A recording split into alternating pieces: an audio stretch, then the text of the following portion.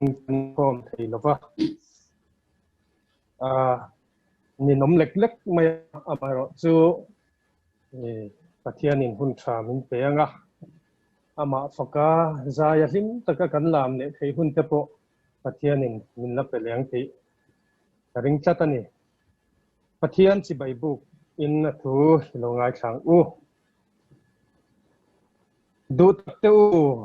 in mangai ton thewang mangai na hi pathian laka chuak an sia mitin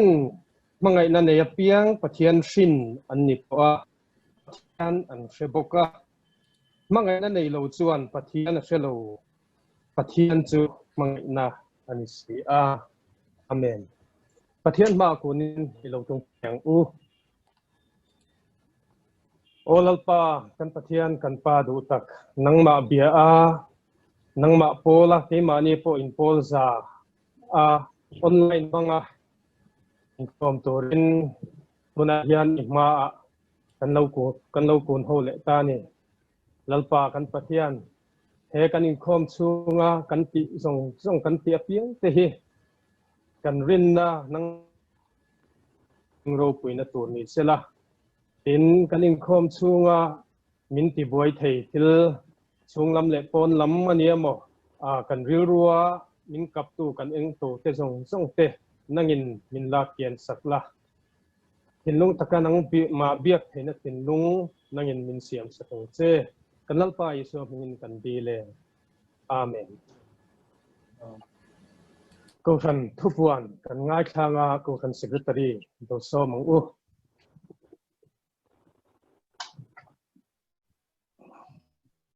với hậu tên thì đều là một sản tác mấy line zoom hăng thầy lẽ khóc ấy huna cần chân thấy huna chân thấy cái tụm tôi line này có traffic jam cái không tổ lem lâu bốc huna chân dễ lần tụm tay là ni lại dàn về rolling home thế bộ hiện dễ lên tụm tay là chỗ mấy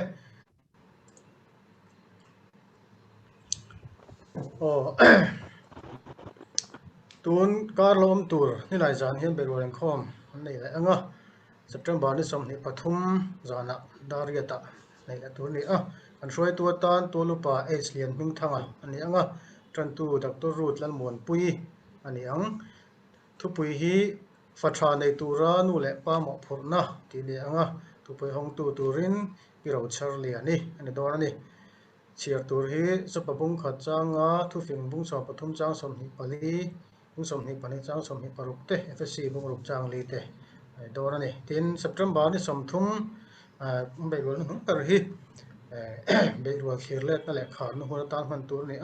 kan pastorin ang kai shuanga tin tran tu ta nu la es lo thiang ni an đó này ole khang te kha ga han tu an te chu ni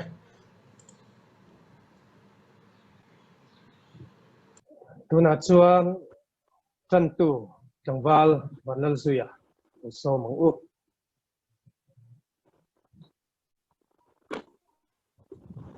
Pathian puchang ling chiarin ngai thang sam za som thum papuana athui deuh hlekin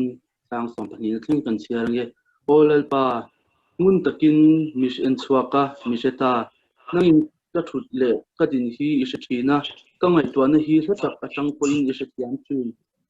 pakal le kamu hi mi en ngun china om dan zong zong hi isheveka ngai te olalpa nang usiat fai lo chu pale hian thu reng reng om lo nangin ka hnung lam le ka hmalama mi huala ka chunga ikut I mat poka chu ti khawa hriat na chu ka than amak lu tu ka angke ma ak lo ani I thara hen ta ti te angi ka kalam ha ta ti te angi ka tan bang wana an lo ni la chu ta chuan ni om sti a tiola bunna siamila ngai te chu ta chuan ni om bok a ting phazarin tuifin ka top le ya hom ila wan ikutin shwainga ikutin lamin mitel don sti a tim mikhu bo tatse ka vela eng hi zan tim ni se tima ila himpo in ila ka chuan eng ma a hria lova zan hi chun angin a eng zok ani titan chuan tim le eng hi thumun reng ani ti le sam somhi palina sang khat le chang hi thu leilung le achunga thil om song song hilai pa ta ani a khovel le achunga cheng tenen hian lui fin ria chunga te amaina din anistia lui pui chunga te po ati het boka tel pan kan bible chang sa te man som sang ro se pathian ma pun chong tayang olal pa kan pathian tu tak min mangai tu hun tha nangin min pe a tel pa sileng kara hun sang sanga kausan hote om dharma ila lalpa in khom hun tha online mangin min la pe a lalpa man min bong min pu na song songa lom tu man sil tia ki kausan hote har sat na lian an te me te tok lova tun nga lalpa nang man min ve na min kol na song nga lom tu kan la te bona kan khom tu te kan khom hun kan khom ma lalpa kan program pu song song ki da kan na lalpa kan items ni tu te kan social tu ni po nang mani kharau thiam hi ma yom pui chen chu ngron hil bok ani nang mani nom pui min ka shwala option hote lalpa nang ma pakanang ma chol moya nang ma ne in por ho za se thu turin nang ma min chan puyang te kan hun zong zong nang min u saka minom pui turin nang min sandam tu is pakistan mingin in hena long se chung ganon pile amen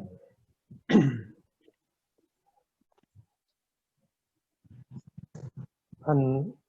zai ho an wam kan tia tun la hi kan net achak lo wange ni kan han zai khom hian za wala zai hi har sa de khina mo pati abi than bai ti a om pu maya chu wang chuan atir lam chan ma kan zai du tok mai la voin in khom chu kan o ti dewa chan ma pu kan za po ni sela voin chu dài nắm cắn tì lâu mấy ngà cắn lâu in ring lọc lâu đâu bốc nè tu nát xuan tất cả mấy thằng cal sâu vanga special so ayat una primary department hi dài turin lâu sau mang u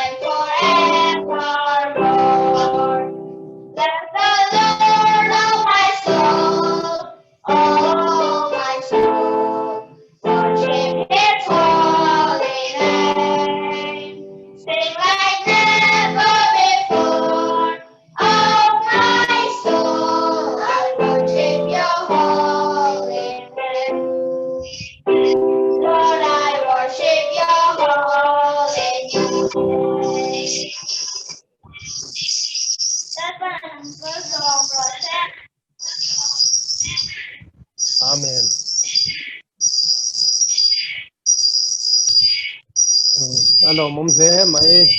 pure la khan khong ai takin iko pure la kha khong ai takin mut te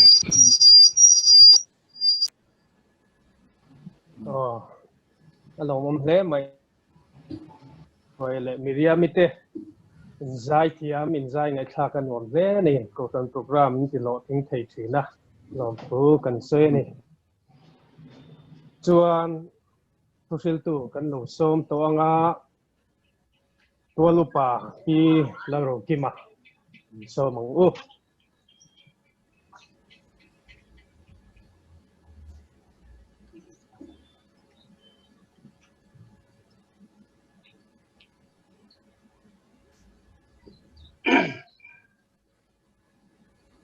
Pathian in hun tha min pe hei ko ran te tan kharau lam thu cha soi tura dinga in ngai na hi om ve a han din so hi chuan ko o hria themo try riat thei a chiang e ama ro chu ko ran member te tan a kharau cho han soi chua hi chu til hu porom takania chu wangin na tu po mai hianin thu fil hi chu kan hu por tlanga po ni sela ma ni ko waron tlak to si chuan in buat sai na nen pathian ron chung zelin karo in buat sai ve nia lung lei lama ka thian te ka phone a aizol lama ka thian te mission ven thlanga mi te aizol luang mual te lamka churu chan pur lam te po ka phone kola kan chung te le kan thian te tu ma in khom ngai anom lova jing trong traya in khom me ro chu anom nuala keini Kolkata Presbyterian ko thane ro chu hei kan lein khom char char thei hi aro pui le ni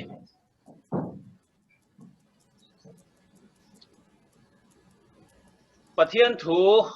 kan chiarang e ilo ngai thangu thu fil tu bung thum engkim tan hian hun ruat a oma van hnuaya thil ti zong zong tan hun rem chang om pian hun oma thi hun om phun hun oma thil hun phoi oma pi dam hun om thiat hun oma siam hun om tra hun oma nui hun om sun hun oma lam hun om lung paidar hun oma lung lak khom hun om pom hun oma pom lo hun om zon hun oma pi bo hun om von that hun oma pai bo hun om ti thler hun oma thui hun om ngoi hun oma trong hun om mangai hun oma huat hun om indo hun oma muan hun om ani na thok tu ina thorim na ata eng hlok na nge mu pathian in mihring fa te hne na boi pui tura na lo pek chu ka muta eng kim hi an hun thewa chuan moi takin asiama mihring ril ruwa chuan chatua na da boka ma se chuti point anni chuan pathian in atira ta top thlenga thil ati chu an mu chuak thei chuang lo hlim taka oma an nun chunga thil tha an ti aliama an ta na thazok engma ka hrelo ti chuan mitin ei le in le thorim na zong zonga hlim takan om chu pathian thil pe ka ni pathian in ati apiang chu om hle nang ti ka hria engma bel thei ani lowanga lak then thei po ani hek lowang mihringin ama antri theinan pathian in chu tiang chuan ati ani voinia hianin hun chungchang ron soi ka tumani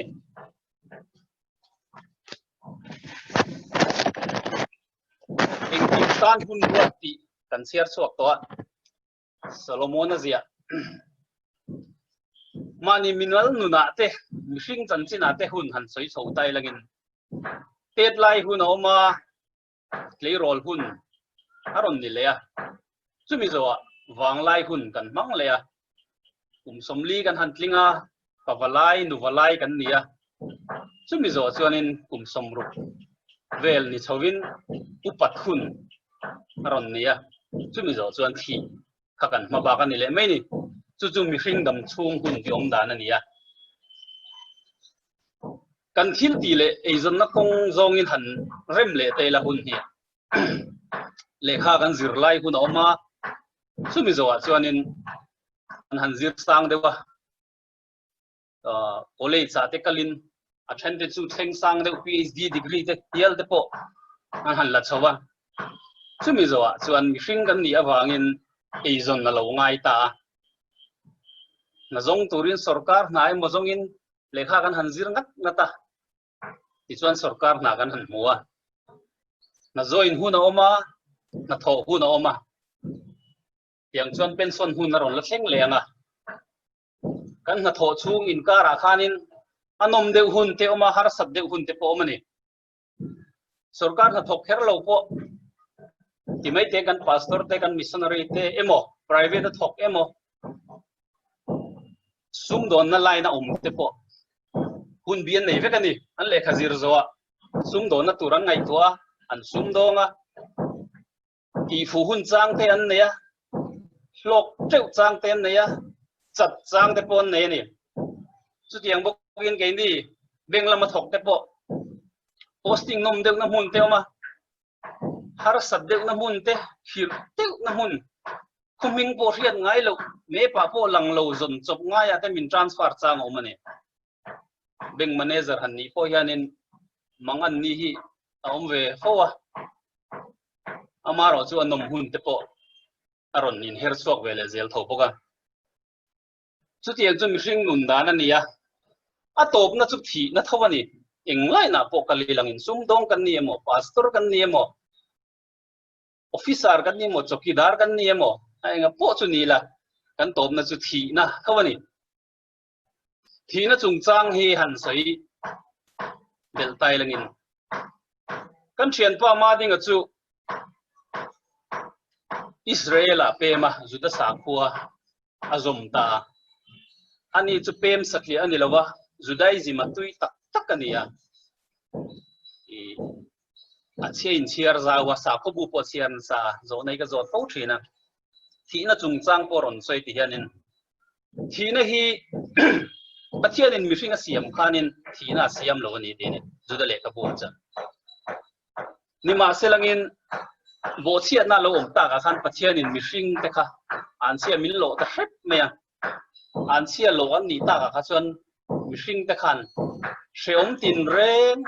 lungai na tin reng mangan na tin reng kha an tor ta an tuar ta char ta kha kha pathian khanin a han en khanin pathian chu mangai na le lai nat na nei ani awangin mi hring te kha khongai le sia khongai le ta em em a ti chuan kha tiang an tor reng kha thai na hlelowa thi na hi alo om tir ta ni ati ni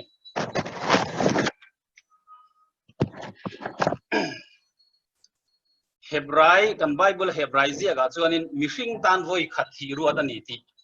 kan siar fo thina kan thria ei kanin du sak thina trong kama po dam reng ro kanin ti thina ni kanin mal som na trong kam kan man lar tak chu lo dam reng ang che kan tia dam birthday ni ate po lo dam ro rei tak lo dam ro te kanin ti ma se kan thi zel thawani Bible in mi hring tan voi khat thi ruat min ti tlat wangin mi fel tak tak an lo piang chuak to a mi tha tak tak mi chung chuang bik mi bik Christian bika te po Billy Graham ate pathian dana asa ambassador ro puilutuk tharau bo tam tak isua ma a khroi thleng tu te po dam reng ro se kan ti ni ma selangin tuna chuan Billy Graham chun mi thi lo ni to ni heta Calcutta ngei po isua tana eng moi lutuk tak mai Mother Teresa om thina ni tuna chuan Mother Teresa chu mi thi lo ni le to ni kum som ni chuang lai lo ni le to ni chu tiang zelin kan mi zo zinga kan zo fa te zinga te po mi chung chuang nam le ram ta na mi tha chung chuang bi kan omani antirnan pilal sang zoli te uthen pung ate po masel chanchin kan soi chuanin mi thi lo ni vele ta zel mai ni kan hun top chu thi na ni zel sat mai ni amaro chu mi zong zong thi tur kan ni ma selang hilowa direct awanram ka hinom ve tlat mai bible a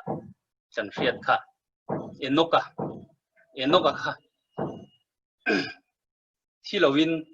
wanra ma chawa bible in zia dan chuanin lak bo win omatia lak bo han ti chuanin khang hun lai khan mi hring khan sual lutuka khang mi sual ho zinga ta ka pathian in la bo ti na ni tin nu dewa zol nei eliza po pathianin hilowin wana hoi chho ti kan hu le tin han soi zau de bilangin mosia po kha I soi deu hi oma zu da bua thawin ani po kha eno khate ang deu khanin wana a chawani ti ang hi oma amaro zu kan bible a chu tiang chon in ziak lawa bible scholar then khat soi dana chonin mosia khachu har sa ang reng takin wana a chawani tiang deu kha oma chan chu setanale pathian khanin mosia po kha lak chho ma la du ta nima selang setana khanin aron hial ve dewan ti kha omani achan chu mosia khan tuala thata chon pathian chum khat po achon moilo wang khan kha ka setanan tran chan aron mangen tia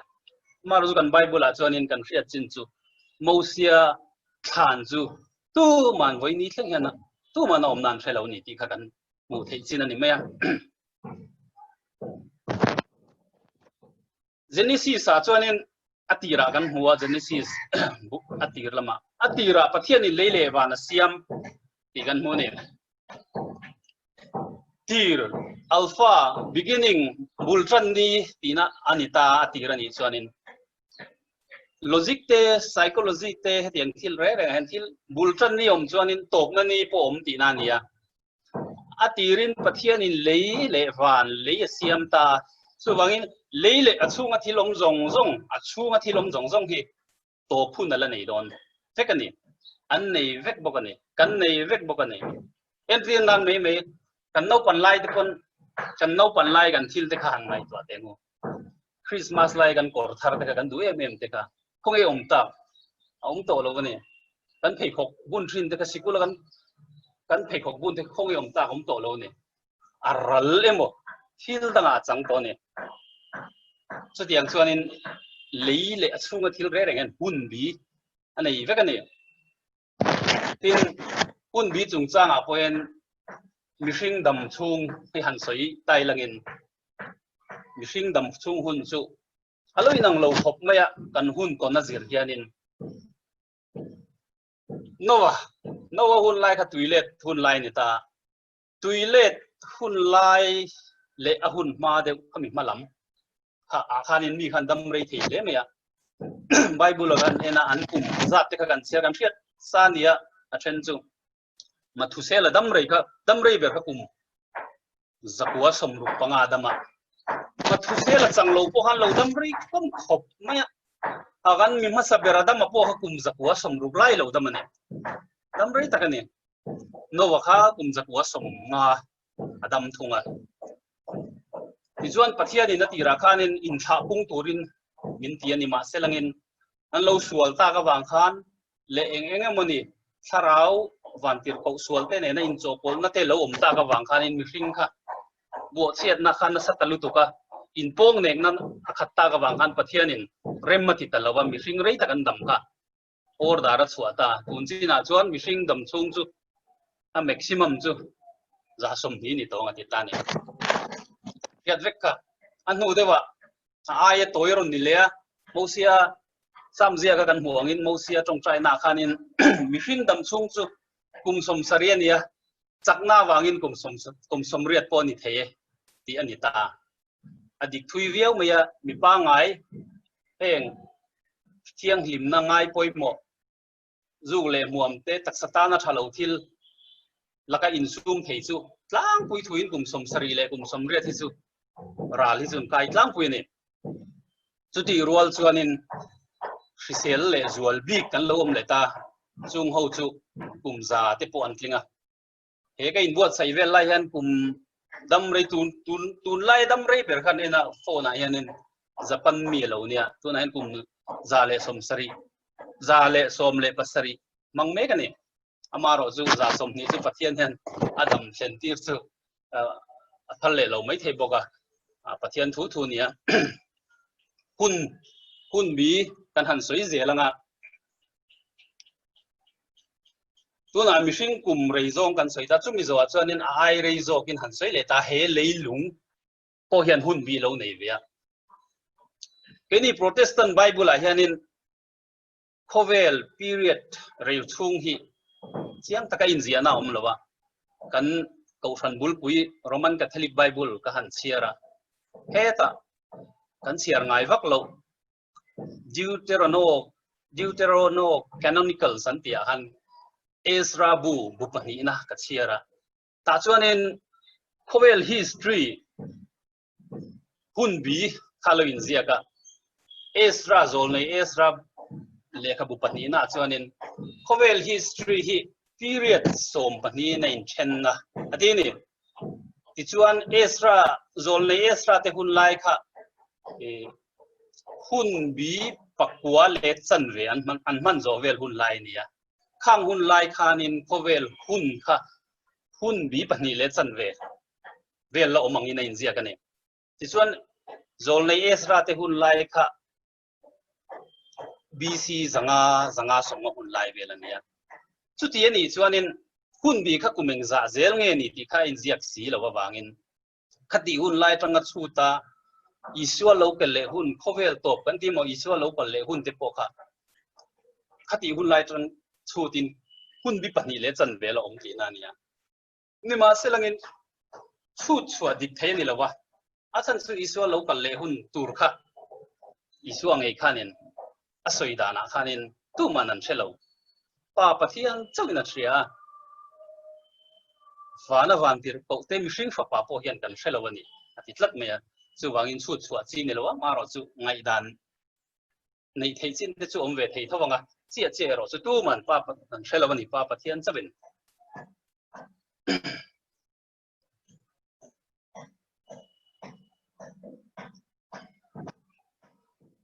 isua local le hun chung sang hian soi le tai langin il ko pola khanin isua local le hun tur kha na local thoi tur kha na nga ya ale kha buziak te kan chiar chuan thutlung thara ama dam chung la pokhan local tur mei turang hial khop khanin angai ni azia dana tang khan ni ma se la a local chuang lawa tu na po hei kum sang ni a chuang to lo local chuang lawa kan fulfill tu te kan evangelist te pon isua local le nu second coming nai to je hin soi cham chiam zabi som pakwa zabi som nia te khan soi na se member kan bili graham ngai pon soi na sani chin chiana isuan chin chiana a local do na chin chiana a soi de kha thleng na sa to siang sikul kan kalai Paul som kan ni bon Roman Catholic Don Bosco school a kalgan father pa kha tharau mi kan tiang deuh hi ni ve thanem kha nga ya an mani revival speaker kan ti ve menga an speaker pakhat kharon soilu tak kan class moral science class kan nei thina sidan ho kha vai po ni selang dang te po khan mania isu local le huna arab thak tur ziale ro pui rap thak tur zia nen amilem nen khana ron sarmon ani samle class darkar khatek thoka kha sang sa gwa som riat pakwa velania ma se voini thleng han isu chu local chuang lawa amaro chu isu local le dona thil arab thak zia le kan hun ton tur ama tel lo chuanin pathian kan ma chon ngam lo zia ten soina sata wang chuan mitam tak chuanin launa wang pon yang chu pathian kan nai pha kan pian thar pha a thareng ani chuti rual chuanin isu local le hun tur a ngai to an tia an soya a local box hi lawa chu wangin he Christian sa kho hi sa kho le mani in bum na rap tha kan tia rin na phat san tok te po tam takanom ko ne bi tin khotlang lama ko ne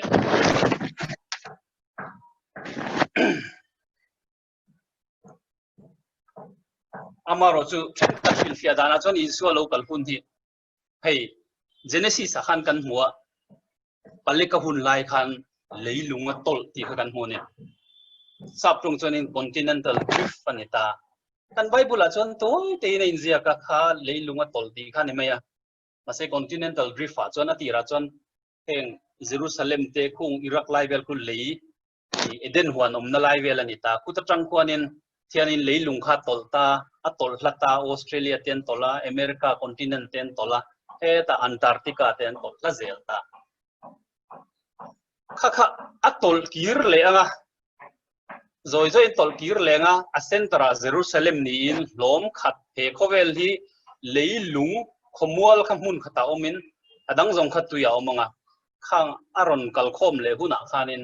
lali so Krista kan lali so Krista chu Jerusalem a lo kal le in khovela kumsang ro ron rel don ani ti ngai dar te po hi omani amaro chu iso lo kal le hi chu alahun che lo ani ange e mani po khanin kan unau Salvation Army Captain Lalrin homanin ka fiani kha kabia anamang zong hianin chanchin tha hi khilkim ani phota ngai sia nameng zavel nge nam thom zavel nge la khilkim lo ani katia somthum pakhat thi la khilkim lawang chu ni hi kan soidana chuan ati ne chu tiang chu ni am ole hun bi kha kan thupuya ni ya hun bi tiang zong hian han soi le tai langin mizo political le social life hun bi han soi so le tai langin kumsang kha zak wa somnga malam kha chu zo fa te political le social life system a kha chuanin lal ho rorel na hun khan ya monarchy kam socialism kan ti theng chu lal ho in rowan rela ti chuan sang kha zakwa somnga chobor vela politics party te ronding chawa mizo union te chuan MNF te people PC te tiang khanin anonin lal chok ta monarchy lal an hun lai tangin democracy kan tol luta democracy chuan ni puite ten lal kan sanga maro chu lal na in chu hun lai ka ti mai heng hun lai an politician ten lal duin an hun an man lela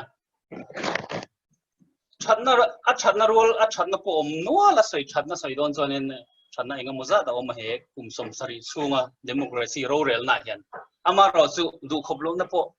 soi du chuan soi sel lo om ve reng thawani ti chuan kum som sari lai kan lo mang ta he democracy system hi tu na hianin boruak in lum le dana hianin mi puite hian enge kan du kan ti chuanin ro rel la fel fai tak kan du ani chu wang chuanin he democracy atang hianin ro rel na tu thatak mai pathian thuoi tak piang thar dik tak pathian riak thi man laya zol nei ten pui thiam ten lal tur riak an thi ang khan pathian riak thi dik na ngai na in rem na ngai na fel na ngai na ram le nam mangai tak in ron rel hun hi kan ma bang ni na langa chu hun chu ra ron lein her swap mana chumi wang chuan chumi tur chuan in hei naw ve yang de hun te po hi ni na langa tun lai hei hun khir tak kan tonga then kha chuan thim thuat ni ten tia anga po chu po dan ni selangin i hun khir tak kan tong me ka hripu ya leng me ka he ta India ram riala China ho duamin tun ma chuanin kan ram ve ka lo man tia 5 fingers an tia 5 fingers an ti te chu pakhatna Ladakh Bhutan Nepal Arunachal Pradesh Sikkim heng 5 fingers si kanta ve kani an helai rama cheng te an mel de poyen ro China mel pu ve kani an tia tu na yan haurun maya chumi tu India chona lo phal si lawa lo tang ve China hoin lak le tumin ram rian thum tlut ani ti kan riani chu wangin lir la chu hei ang hinga ni zana tu kin ate pon ang hing le ni ome khilam champhai le barmalam khilai bor vela khanin chu wang chon kan hun ton hi naw ve yang si hian ate khin thea naw ve te po an ve na em maro chu an han hring chuak chi chu an na zong an thei hilan tiangin heng har sat na zong kan tor chho zo hianin hun hi mom tak chu kan ma ba gang ti hi rin thei tak chu ni ve ni chu tiang bok chuanin economics lama po hen an lo chui ve khop maya economy society em oram hianin hun bi hi lo nei ve ni palin an thena ei kum khat chunga kan sikle sa ni pui thlasik chal phur fa ba heti an thenang deuh hian economy so po hen lo then prea har sat hun buai hun rethei hun mangan hun tlak sam hun a ta ni chumi zo a chuanin reformation aron le in siam that hun development ter on le a zoin chumi zo a chuan prosperity an ti ta prosperity re chuanin hiang nar na hun engkim thila ol sam na hun mi re an lungoi na hun ne chumi zo chuanin aron tlak chele downfall hun ma khatiang kan cycle hi a ven ti ni so wang chuan hun bi hi economy so pon chu tiang chuan an lo chut chuak ve ne tina top nan Koshan history ang zong in han chui ve le ta la hun bi hi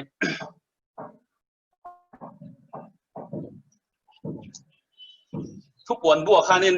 Koshan pasari kan mua FSC Koshan Smyrna Koshan Thuatira te Sardis te Philadelphia Laodicea te kan mua FSC Koshan hun bi a khanin eng kha aron eng chanta iswa eng kha fana changaron chuk thla eng chatuan dai tur eng kha ma se tharau in do na pathian lam le setana lam in do na kha aron in chan chho ngal ta FSC hun lai khanin ring tu te kha an eng ta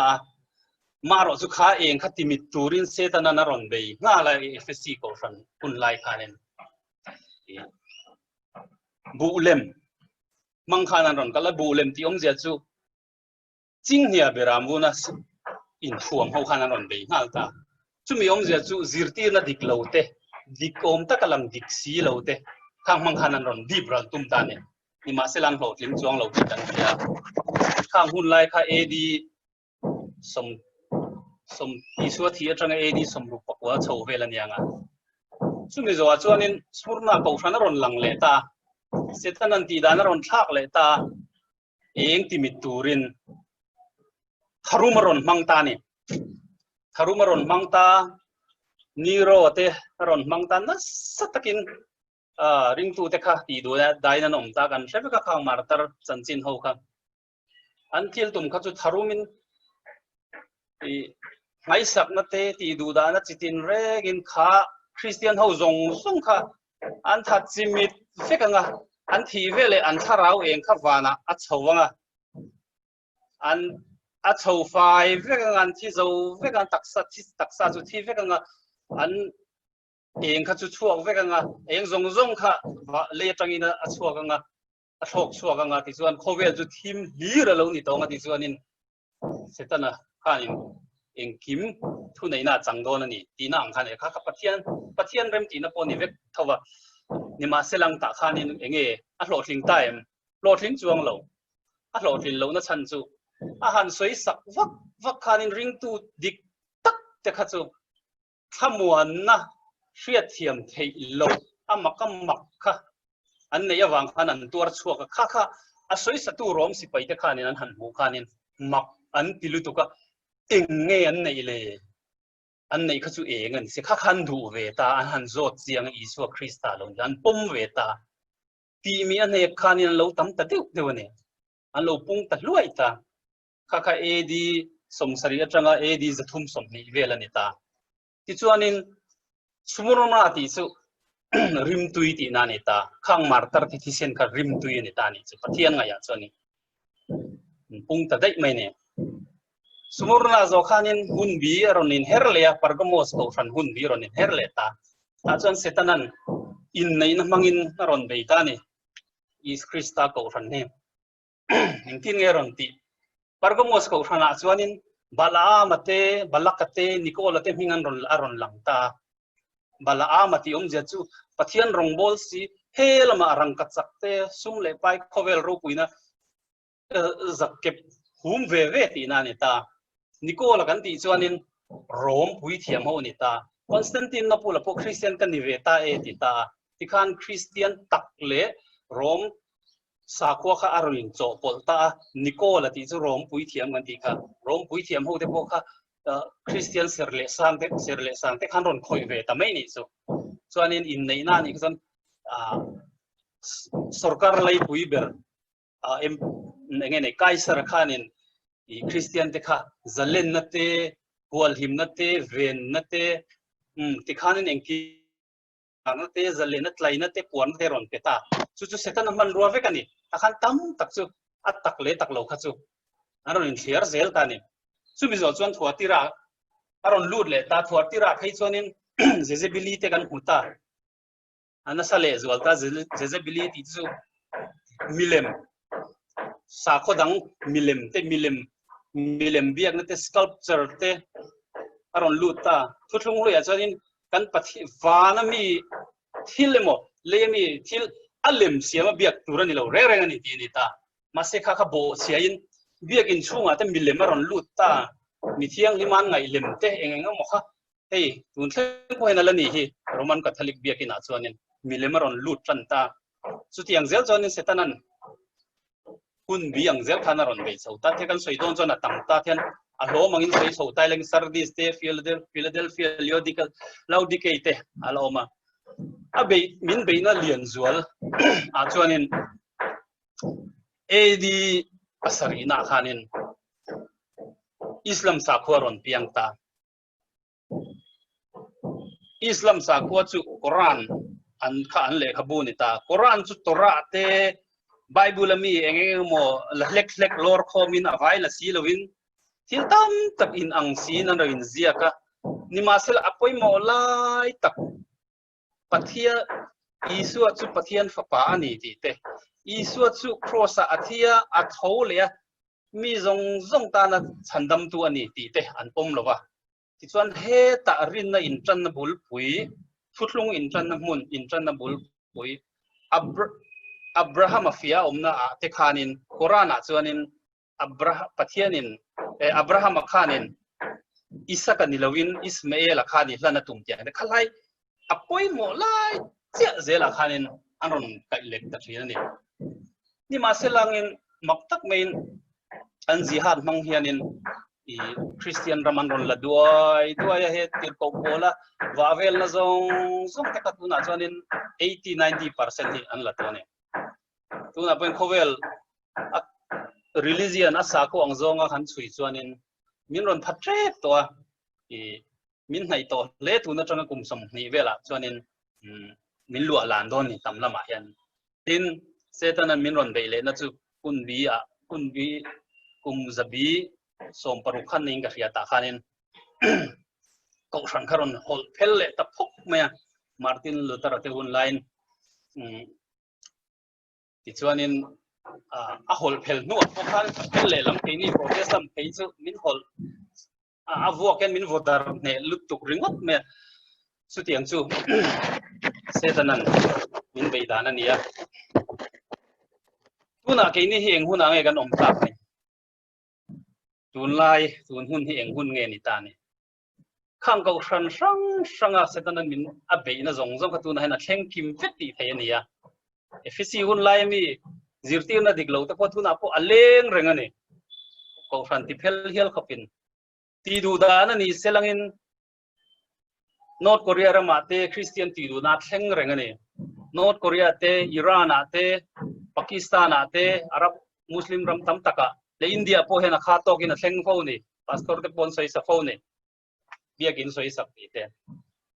chumi zo azezibili balam ani se ko fan po min ro lu chil to ni se ta na ya milem ngai na ne sum ngai na te zel thel na te mani ti sa in pangai na mo in khongai tlat na te so wang chuanin kan hun ton hi heng hun tunang khluka pathian kan ma mole zual tharawa khat kan ni atul zia hi a chuang lawang ti turani so wang chuan kan puro kan la phua thiam puro ku nga pu khan hian la lo po hun te anin herliam zela ô ka tharau in pe thuai la chu chatuan ral theilawa chuan i tan hun alo me ati ani kan tharau tu na tangin reilo te a chatuan ram kan pan to kan soi to ang khanin he prize ka chon mi hring tan voi khat thi ruat ani chumi zoa chumi nuwa chuanin ro rel la kan ma chon don ani chumi ma chona thei tur chuanin pathianin voinia ke a thu soi nai thatu zong song te a tharawin min om pui tlat selangin ke mani lama tangpon a tran kan lak ve anga ya a chan chu chan dam na kan chang to pian tharna po kan tha thiam vek to ma se tu na chon jordan lui dai kai tur kan ni to wangin mani tura seng ani to wangin ke mani lama tangpon tran lak anga ya chumi tan chuan pathianin chakna te tharaw ral thuamin min tharau ral thuam khom ki min thuam vek turin pathian om puina kan chang theinan lalpan man mal min som pheu ro se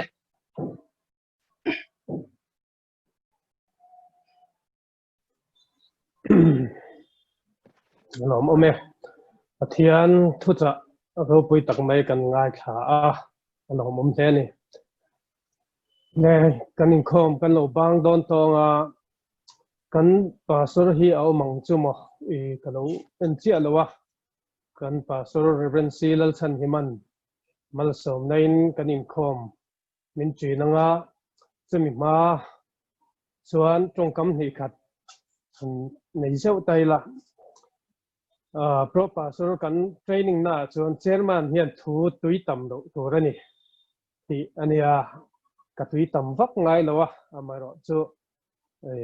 pastor lo in bot sei nan ti mayang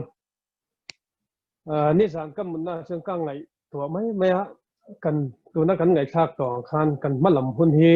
kan vashelo em ve o mi hring ina a mu thei chin hi a toy mange ti hi ka ngai tua ni kum lama berual kan man te khachu alimoma anuama bishop college a sata lim takin hun kha kan mang thina nia tun kuminai ro chuan chutianga lim taka hun man chu soilo biakin shima po in khom theilowin hun hei chen kan hanom ta kan malam hun hi enge niang engtinge ni zeldon ti hi sei thei a har em maya e biakin hun te kan han nei vea kan lom viau na engma kan la lei theilo chu nia biakin te hi makina chuan alading ve theitora ngai la hetianga tunlai khovel thimin abom lai hian karil ruwa e